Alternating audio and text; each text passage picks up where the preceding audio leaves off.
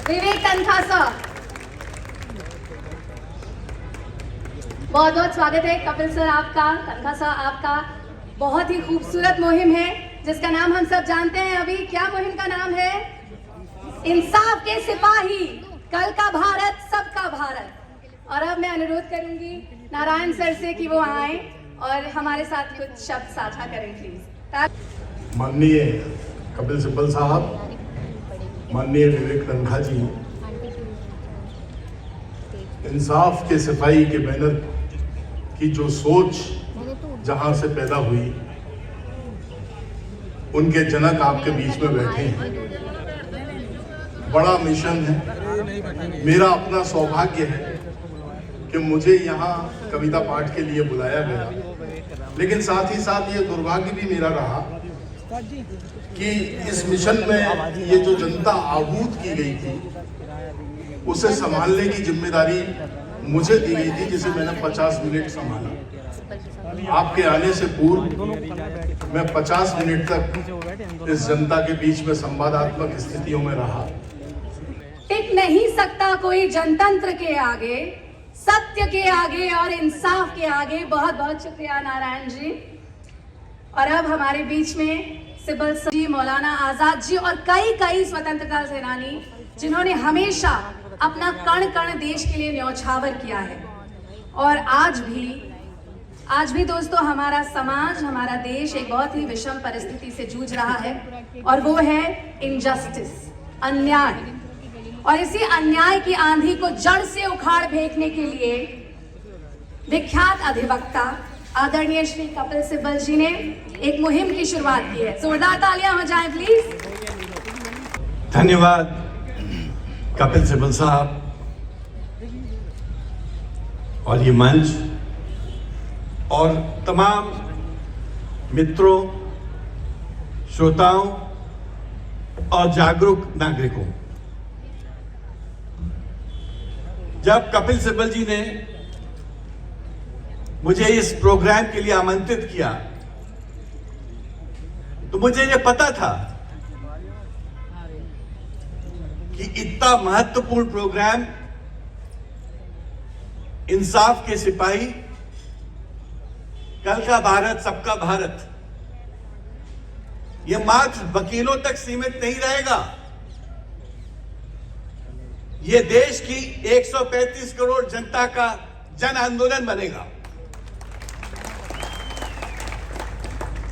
जुल्म और नाइंसाफी सदियों पुरानी प्रथा है, मगर सदियों से इसका विरोध भी हुआ है। कृष्ण का भी जन्म हुआ था इसीलिए। भगवान ने जब जब इस धरती में अवतार लिया है, जुल्म और इंसानियत की इस हवस को जो लोग खत्म करना चाहते हैं, उसको हटाने के लिए लिया है। ये जो युद्ध है, ये जो जंग है, ये गरीबी, पिछड़ापन, अन्याय, शिक्षा, अनएम्प्लॉयमेंट और हर प्रकार की कुरीति जो इस देश और समाज में आ चुकी है, इसका एक जड़ है पॉलिटिक्स को। हमने इस देश में एक पावर के तौर से देखा। जो आज की पॉलिटिक्स है, ये पॉलिटिक्स ऑफ पावर है, सियासत की सत्ता। स्वतंत्रता संग्राम के वक्त देखी, वो राजनीति पावर की राजनीति नहीं थी, वो राजनीति सेवा की राजनीति थी, काम की राजनीति थी, सद्भाव की राजनीति थी। कपिल जी, ये जो इंसाफ की जो सिपाही और कल का भारत और सबका भारत का जो आपका ये नारा है, ये 135 करोड़ लोगों की आशा का केंद्र बन जाएगा। इंसाफ सबकी चाहत है, इंसाफ सबका पसंद है, मगर इंसाफ के लिए लड़ने वालों की इस वक्त कमी है। आपने जो ये न्योता दिया जनता जनार्दन को कि हमारे साथ बनो सिपाही और घर घर तक इंसाफ हम पहुंचाएंगे, ये एक बहुत बड़ा जन आंदोलन का संकेत आज से दे रहा है। हमारा जो बुनियादी ढांचा है, जो संवैधानिक ढांचा है, उसमें संवाद, संपर्क और संयम 3 बहुत महत्वपूर्ण केंद्र बिंदु होते हैं। देश में संवाद की कमी महसूस हो रही है। लोग संवादहीन होते जा रहे हैं। ना संवाद हमको संसद में दिखता है, ना संवाद हमको सड़कों में दिखता है। जो संवाद पहले यूनिवर्सिटीज में हुआ करता था, वो संवाद की भी आज कमी है। संपर्क और संयम तो तब आएगा जब हम पहले संवाद इस्टेब्लिश करेंगे। हमारे प्रजातंत्र के 4 स्तंभ हैं: जुडिशरी, पार्लियामेंट और एग्जीक्यूटिव, और चौथा मीडिया। हम इस चारों स्तंभ को बोलना चाहते हैं कि आज की परिस्थिति में क्या हम कह सकते हैं कि हम सब मिलकर इस लोकतंत्र को मजबूत कर रहे हैं? क्या भारत में जो अन्याय हो रहा है, क्या हम उस अन्याय का विरोध कर रहे हैं? क्या इंस्टीट्यूशनल डिवैल्यूएशन जो हुआ है, क्या हम उसको खड़े होके मात्र देखते रहेंगे? हमारा संविधान ऐसा नहीं कहता है। हमारा संविधान चाहता है, जैसे बड़े बड़े लीडर्स कई कहते हैं, एक भारत श्रेष्ठ भारत। पर एक भारत श्रेष्ठ भारत तभी होगा जब हम संविधान का सम्मान करेंगे, संविधान की संस्थाओं का सम्मान करेंगे, जब हम संविधान की उस रचना को सलाम करेंगे जिसमें सबसे बड़ा, जिसकी सबसे बड़ी बिंदु होती है जनता। मुझे तो पता है कि प्रयास सबसे बड़ी चैलेंज हो, चुनौती होती है। कपिल जी, इंसाफ की बात सब करते हैं, बट इंसाफ के लिए लड़ने के लिए बहुत कम तैयार रहते हैं। हमको वो भारत चाहिए जहां हर आदमी इंसाफ का सिपाही बने। हमको वो भारत चाहिए जहां इंसाफ की कल्पना नहीं, हम एक संरचना सामने देखेंगे। ये इलेक्शन एक्ट की याचिका डाली, क्रिमिनलाइजेशन ऑफ पॉलिटिक्स के अगेंस्ट याचिका डाली, नोटा के लिए याचिका डाली। और कपिल जी, आपको खुद याद होगा, जब लाखों बोगस फेक वोटर्स हमारी वोटर लिस्ट में थे तो हम लोग ऊपर तक लड़े।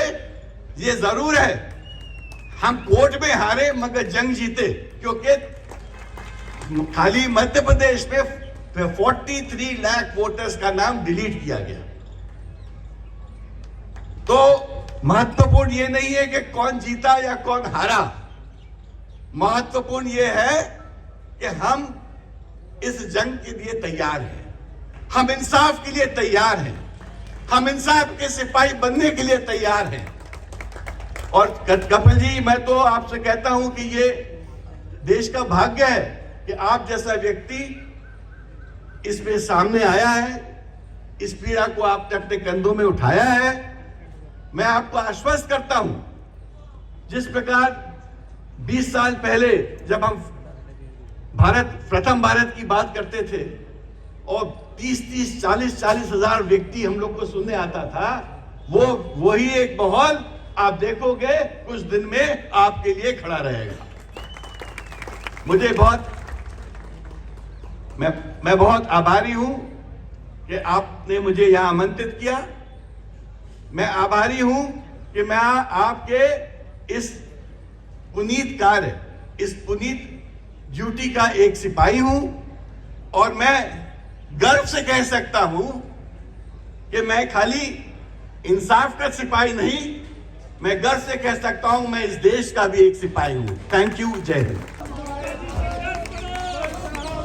विवेक तंता साहब, यहाँ उपस्थित मेरे भाई और बहनों, मेरे वकील भाई, मेरी वकील बहनों, पिछले 1.5-2 सालों से मैं सोच रहा हूं, जब से मैं मोदी जी के राज में देख रहा हूं कि क्या हो रहा है, क्या नहीं हो रहा, कि क्या किया जाए। कोई ऐसा मंच बनाया जाए जहां हम सब जुड़ सकें, कोई ऐसी सोच बनाई जाए ताकि हम इकट्ठा आगे बढ़ सकें। तब मुझे याद आया कि अगर विश्व के इतिहास में आप देखो कि जब जब भी दुनिया में बदलाव आया तो वकीलों द्वारा आया, चाहे वो अमेरिकन वॉर ऑफ इंडिपेंडेंस क्यों ना हो, एब्राहम लिंकन साहब, जेफरसन साहब, जॉन एब्राहम साहब, जब वॉर ऑफ इंडिपेंडेंस का गाना गाया गया तो उसमें से 26 वकील थे। फ्रेंच रेवोल्यूशन हुई तो उसकी बुनियाद भी वकीलों ने बनाई। हमारी अपनी इंडिपेंडेंट स्ट्रगल के सबसे आगे कौन थे? महात्मा गांधी जी थे, राजगोपालाचारी जी से, गोविंद बल्लभ पंत जी थे, मोतीलाल नेहरू जी से, CR दास जी थे, कई ऐसे लोग थे, मौलाना आजाद साहब थे। तो मैं सोचता हूं कि भारत इस बोर्ड पे पहुंच गया है कि हमें बदलाव की जरूरत है। अगर हम राजनीतिक दलों के पास जाएंगे तो हर एक की अपनी अपनी आइडियोलॉजी है, हर एक की अपनी अपनी सोच है। लेकिन फिर मैंने हिंदुस्तान का संविधान का प्रियम्बल पढ़ा तो उसमें मुझे ये दिखा कि संविधान का बुनियाद इंसाफ है। अब हिंदुस्तान का संविधान का प्रियम्बल पढ़ो में तो उसमें लिखा है कि सब लोगों को, सब नागरिकों को न्याय, इंसाफ, सामाजिक, आर्थिक और राजनीतिक मिलेगा, इसका कर्तव्य किया गया। ये हमारे संविधान के प्रियम्बल में लिखा हुआ है। तो ये सवाल उठता है कि हमारे देश में क्या सबको सामाजिक न्याय मिल रहा है? हमारे देश में क्या सबको आर्थिक न्याय मिल रहा है? हमारे देश में क्या सबको राजनीतिक न्याय मिल रहा है? एक बच्चा जब पैदा होता है तो वो एक इंसान होता है, उसका कोई धर्म नहीं होता, इंसान होता है। अब जब इंसान वो पैदा होता है तो फिर पता चलता है कि वो किस देश का नागरिक है। तो पहले इंसानियत, फिर वो देश का नागरिक। संविधान उसके धर्म की तरफ नहीं देखता, उसकी जाति की तरफ नहीं देखता। लेकिन हिंदुस्तान की राजनीति में हम इंसान को इंसानियत के नजरे से नहीं देखते, हम इसको एक नागरिक के नजर से नहीं देखते, हम उसको उसके धर्म के नजर से देखते हैं, उसकी जात की नजर से देखते हैं। ये संविधान के खिलाफ है, ये इंसानियत के खिलाफ है।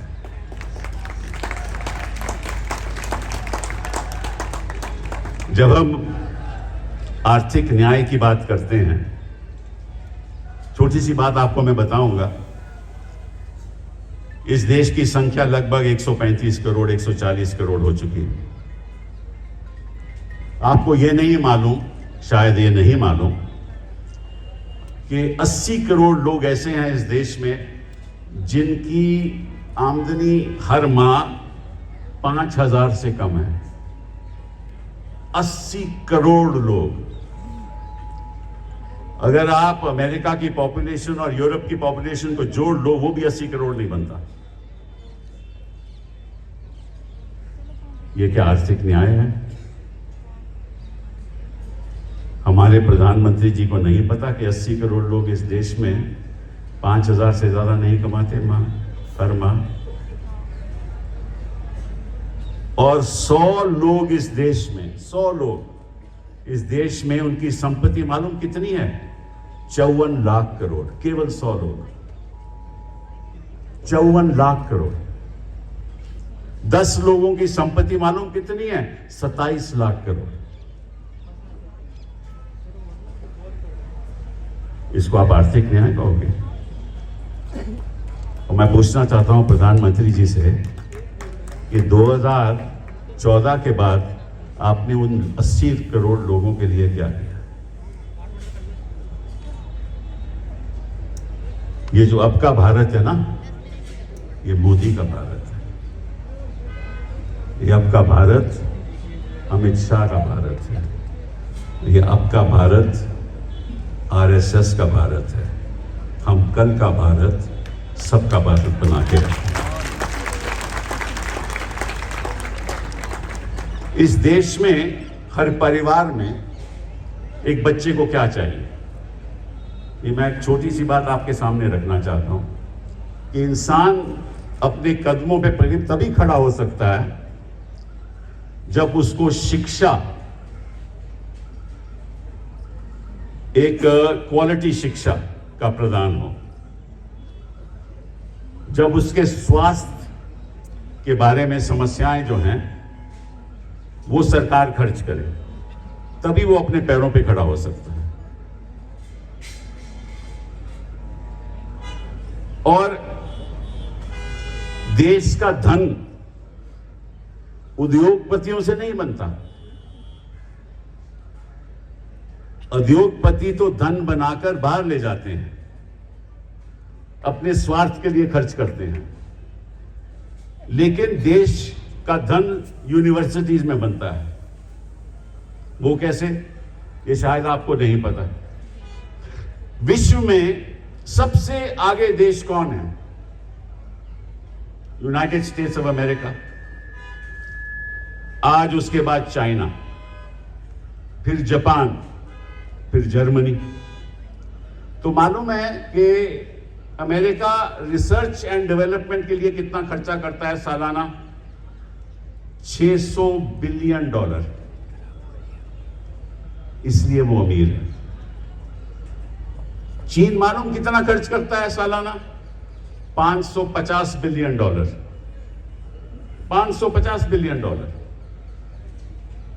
मालूम हिंदुस्तान में R&D में कितना खर्चा आता है? $45 बिलियन। कहां $600 बिलियन? और ये मालूम कैसे सर खर्च होता है? यूनिवर्सिटीज में खर्च होता है।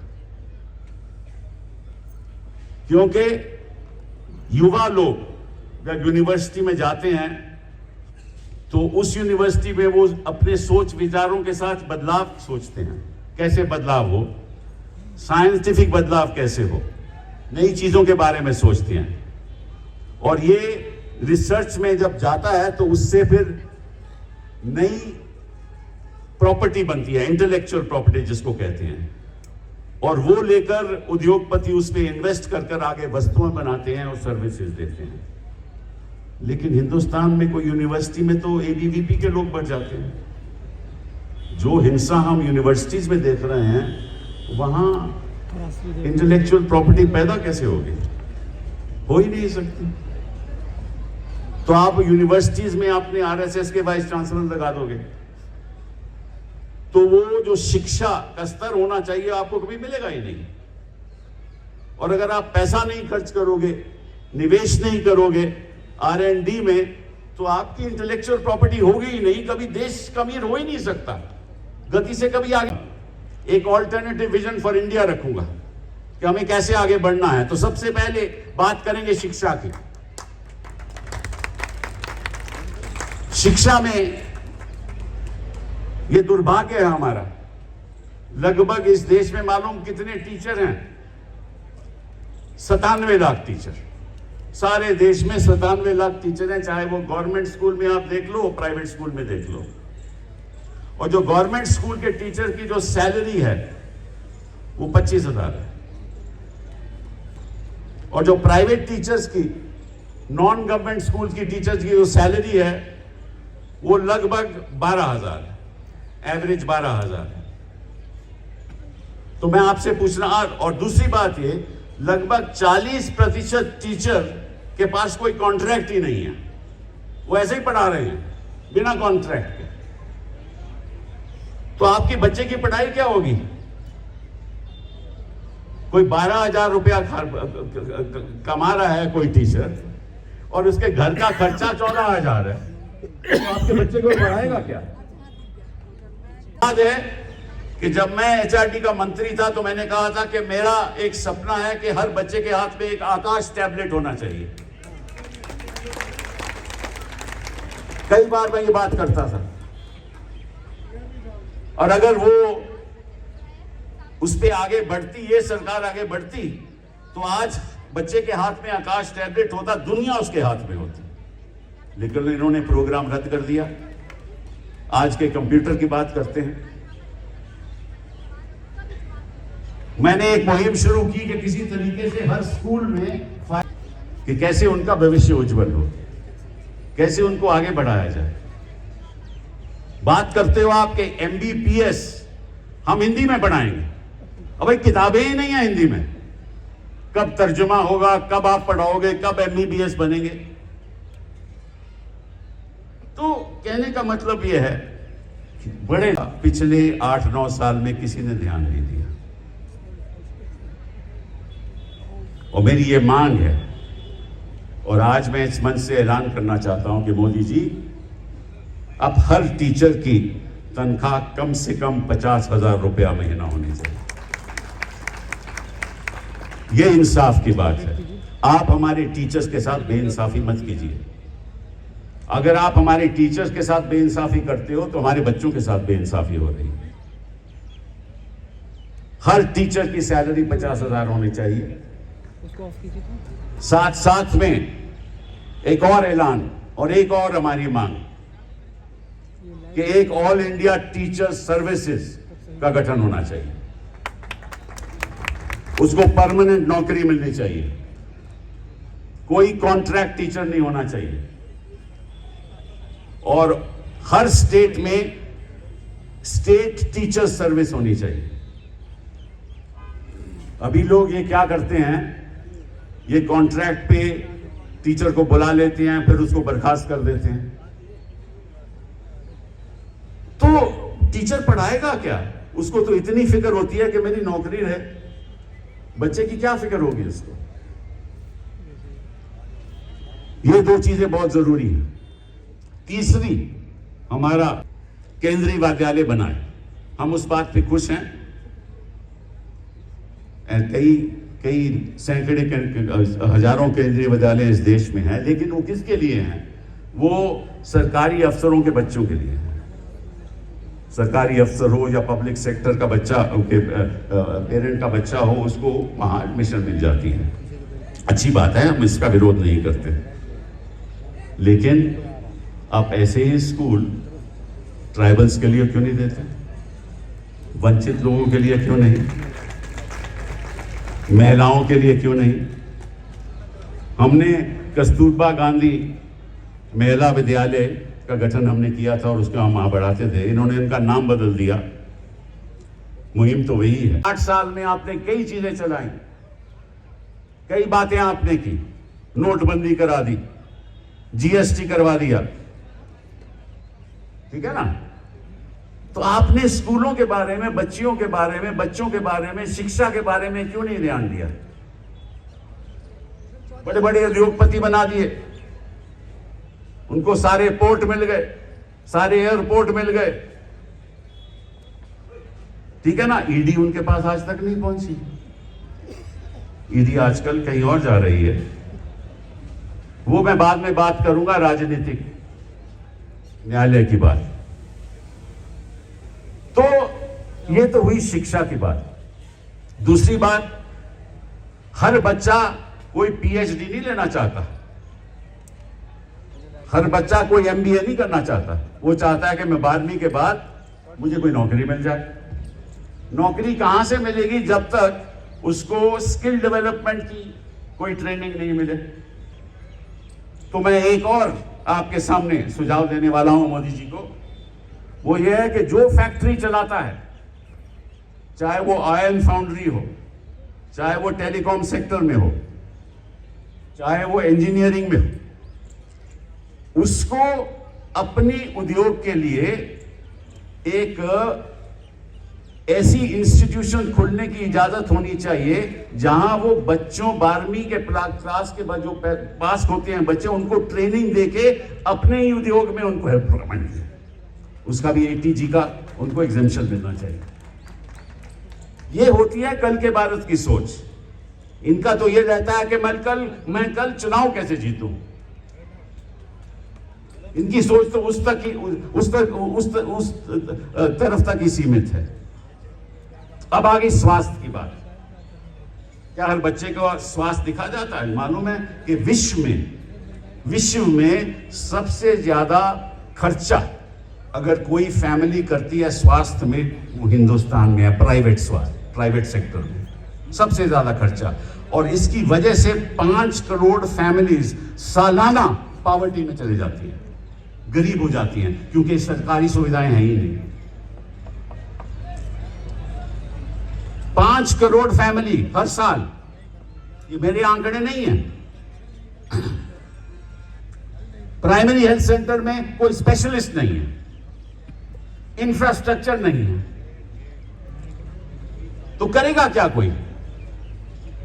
तो आप 12वीं क्लास के बाद ऐसे मेडिकल कोर्स शुरू कीजिए ताकि रूरल सेक्टर में, देहात में, गांव में एक डॉक्टर तो मिल सके। यहां तो मीलों मील जाना जाता है डॉक्टर के लिए, और सबसे कमी डॉक्टरों की देहात में है।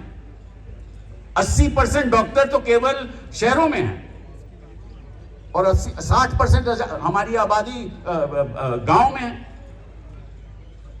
तो स्वास्थ्य ठीक नहीं होगा, शिक्षा ठीक नहीं होगी, तो भारत आगे कैसे बढ़ेगा? अमृतकाल आएगा कैसे? कैसे आएगा अमृतकाल?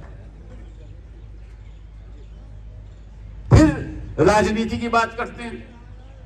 अब हो क्या रहा है, बड़ी विचित्र बात है, और मेरा ख्याल दुनिया में ऐसा उदाहरण शायद कहीं आपको मिल नहीं सकता कि चुनी हुई सरकार को आप गिरा दें। इलेक्शन से चुन के सरकार बनी, आपने उसको गिरा दी। गवर्नर आपका, स्पीकर आपका, कोर्ट की कोई दखलंदाजी नहीं। 8 ऐसी सरकारें हिंदुस्तान में गिराई गई।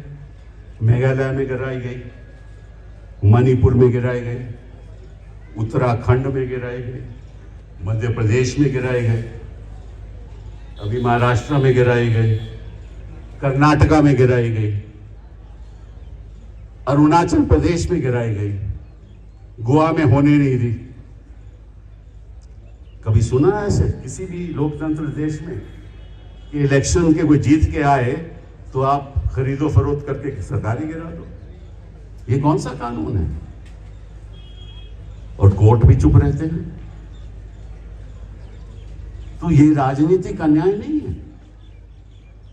तो संविधान ने कहा था कि आपको राजनीतिक न्याय भी मिलेगा, सामाजिक न्याय भी मिलेगा, और आपको आर्थिक न्याय भी मिलेगा। ये किस किस्म का राजनीतिक? और वही लोग जो सरकार गिराते हैं वो मंत्री बन जाते हैं। मतलब कि आप डिफेक्टर भी बनते हो और मंत्री भी बनते हो। ये कौन सा कानून है? आप इस कानून को रद्द क्यों नहीं करते? मेरी छठी मांग, एक मिनट बेटा, मेरी छठी मांग कि जो आदमी डिफेक्ट करके दूसरी पार्टी में चले जाए, चाहे मैं कांग्रेस से जीता हूं मैं बीजेपी चले जाऊं या बीजेपी से जीता हूं कांग्रेस में चले जाऊं, तो उसको 5 साल इलेक्शन लड़ने की इजाजत नहीं होनी चाहिए। उसको 5 साल पार्लियामेंट से, असेंबली से बाहर रहना चाहिए। उसको 5 साल ना कोई पब्लिक पोस्ट मिलनी चाहिए, ना कोई पब्लिक सेक्टर और ना कोई सपोर्ट गवर्नमेंट से मिलना चाहिए। देख लो, अगर मोदी जी ये कर दें, कल से कोई डिफेक्शन नहीं होगा। लेकिन ये करेंगे नहीं, क्योंकि इनकी बेइंसाफी इनके रग में दौड़ता है। किसी को खरीद लो, किसी के घर आप सीबीआई पहुंचा दो। अभी इनको क्या लगा था कि लालू जी वहां बिहार में क्या हो रहा है, ये सोच रहे थे कि भैया वहां तेजस्वी साहब और जेडीयू इकट्ठा हो रहे हैं ना, तो कुछ पुराना मुकदमा, फिर उसको लालू जी को मुख्यमंत्री छोड़े हुए कितने साल हो गए। अभी इनको याद आया कि उनके घर पे छापा लगेगा।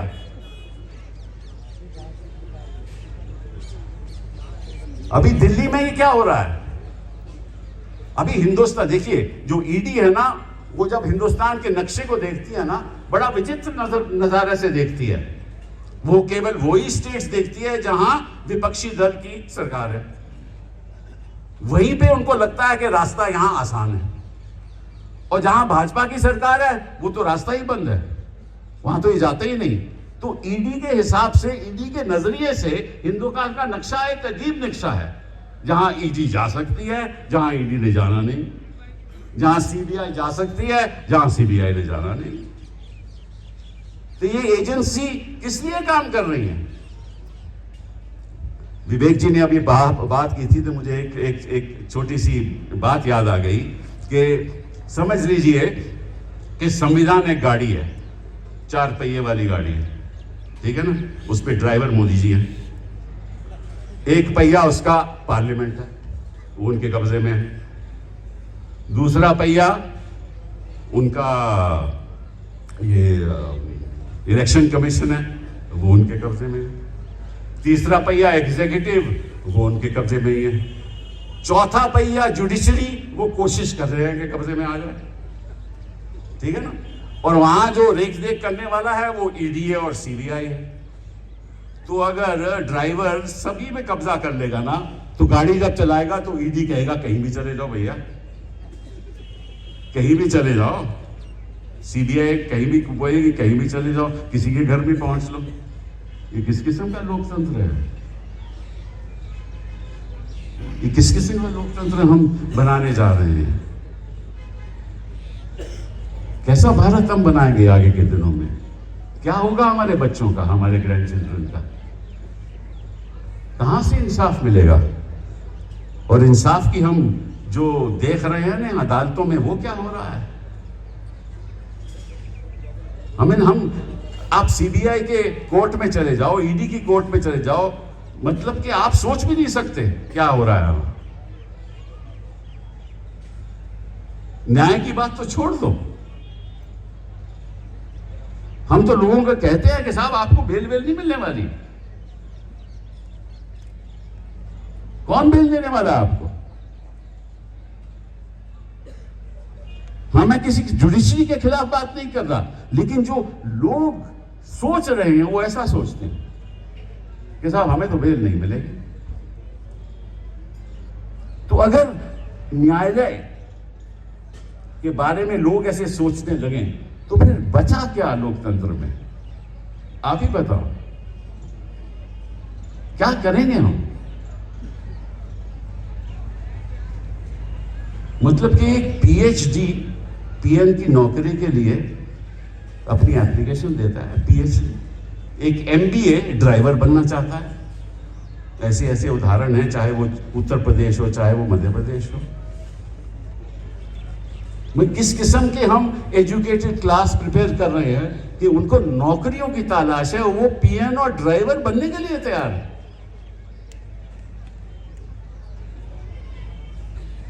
और हम कहते हैं कि हमारे युवा की इतनी संख्या है कि भारत आगे बढ़ेगा। कहां से भारत आगे बढ़ेगा? आप कहते हो कि साहब हमारी जो इकोनॉमी है, हमारी जो आर्थिक स्थिति है बड़ी अच्छी है, जीडीपी ग्रोथ हमारी 6.3 है। अरे जीडीपी ग्रोथ आपकी 6.3 है, पर आपकी बताइए टोटल जीडीपी है कितनी? $3.5 ट्रिलियन। और मालूम यूनाइटेड स्टेट्स की कितनी जीडीपी है? $23 ट्रिलियन। कहां की आप बात कर रहे हो? हमारा पर कैपिटा इनकम $2000 है, मतलब 1,60,000 रुपया सालाना।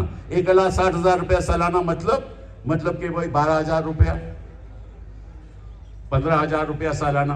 15,000 रुपया सालाना मतलब कितने हजार महीने का पर कैपिटा इनकम? वो कहां से गुजारा करेगा अपना? तो आर्थिक अन्याय, सामाजिक अन्याय। अभी देखो वहां बिहार में क्या हुआ, सीवन में क्या हुआ, आज ही की खबर। वहां कुछ लोगों को लिंच किया गया क्योंकि किसने अफवाह फैला दी कि ये कुछ ऐसी चीज यदि पदार्थ ले जा रहे हैं, उनको लिंच कर दिया गया। उधर हरियाणा में क्या हुआ, पुलिसकर्मी कहते हैं पुलिसकर्मी उनसे मिल गए, आरोपियों से मिल गए, 2 लोगों को जला दिया गया। यूनिवर्सिटी में लोग हिंसा करने चले आए। वो यूनिवर्सिटी में यह काम होने वाला है कि लोग अब यूनिवर्सिटीज में हिंसा किया करेंगे? स्टूडेंट्स को यूएपीए में आप बंद करेंगे? आप क्या कर रहे हो? पत्रकारों के खिलाफ आप कार्रवाई शुरू कर रहे हो, उनको बंद कर रहे हो, यूएपीए में बंद कर रहे हो। आर्टिस्ट के खिलाफ, लेक्चरर्स के खिलाफ कोई आवाज उठाता है तो उसके खिलाफ केस कर दो। संविधान तो हमारा ये नहीं कहता। और जहां तक न्यायाधीशों का, न्यायालय का सवाल है, मेरा एक और सुझाव है, और मेरा मानना है कि प्रधानमंत्री जी हमारे सुनेंगे। वो ये है कि इस देश में 4 कोर्ट ऑफ अपील होने चाहिए। 4 कोर्ट ऑफ अपील होने चाहिए। एक अरुणाचल प्रदेश से या केरला से या कहीं दूर दराज से, वो कहां दिल्ली में आकर सुप्रीम कोर्ट में केस कर सकता है? वो कर ही नहीं सकता, उसके पास साधन ही नहीं है। सुप्रीम कोर्ट आपने दिल्ली में बिठा दिया। हर हिंदुस्तान को 4 रीजन में बांटो, हर कोर्ट में फाइनल कोर्ट, हर कोर्ट, हाई कोर्ट के बाद एक फाइनल कोर्ट ऑफ अपील हर रीजन में हो, ताकि अगला जा सके। इस कल के भारत की बात करो। और यहां कोर्ट केवल 13 जजेस का कोर्ट होना चाहिए, केवल कॉन्स्टिट्यूशनल कोर्ट। कोई इश्यू संविधान का हो तो यहां आ जाए, और कुछ नहीं। और ये जो मामला चल रहा है कि लॉ मिनिस्टर कहता है कि सरकार कहती है हमारा फैसला होगा फाइनल, और जजेस कहते हैं नहीं, हमारी कॉलेजियम डिसाइड करेगा। अब दोनों में बड़ी प्रॉब्लम है। सरकार को होना नहीं चाहिए, उनका फैसला फाइनल फैसला नहीं होना चाहिए, और जिस तरह से कॉलेजियम चल रहा है, मैं सोचता हूं कि वहां भी सही नहीं है। तो एक नई सोच के साथ, एक नया सिस्टम, इसीलिए मैंने सोचा कि आज के दिन कुछ ऐसा काम किया जाए, आपके सामने कुछ ऐसी चीजें रखी जाएं, ताकि एक नई सोच के साथ, एक ऑल्टरनेटिव विजन के साथ भारत आगे बढ़े। मैं नहीं चाहता, हम देखिए कोई भी शासन हो, चाहे मोदी जी हो चाहे गौर हो, ऐसी बात नहीं कि कुछ बातें हुई नहीं, हुई हैं, अच्छी बातें भी हुई हैं। हर नल में जल अच्छा प्रोग्राम है, डिजिटलाइजेशन भी अच्छा प्रोग्राम है, हम इसके खिलाफ नहीं हैं। कुछ और भी अच्छे प्रोग्राम हैं, लेकिन ये प्रोग्राम, एक तो इनकी गति थोड़ी कम है, बट वो छोड़ो बात। जो असली बुनियादी हमारे समस्याएं, जो चुनौतियां हमारे सामने हैं, उसके बारे में तो कोई सोच ही नहीं रहा। 11 करोड़ में से 300 ऐसे उदाहरण हैं जहां इंटरफेथ मैरिजेस हैं, उनको प्रोसेशन पे प्रोसेशन चले जा रहे हैं, ताकि हिंदू मुस्लिम डिवाइड हो जाए। ये सही नहीं है। हम इंसान हैं पहले, उसके बाद हम इस देश के नागरिक हैं, उसके बाद जो भी हम हैं। किसी देश के नागरिक के साथ आए हो, अगर होगा तो मैं और विवेक जी खड़े होंगे उन लोगों के लिए, और जहां जहां भी अन्याय हो रहा हो, वहां जो अन्याय है उसका विरोध करें, और अगर अदालत में लड़ने की जरूरत पड़े तो अदालत में लड़ें। ये हम हर डिस्ट्रिक्ट में जाकर ये करेंगे और साथ साथ में हम राजनीतिक दलों के साथ भी बातचीत करेंगे और कहेंगे कि ये मुहिम जो है इंसाफ की सिपाही की, आम नागरिक भी इंसाफ का सिपाही बने। और जो भी लोग मेरे पास यहाँ आए और मैं चाहूंगा कि इस मुहिम में आप शामिल हो। मैं बहुत बहुत धन्यवाद विवेक जी का। मैं और विवेक जी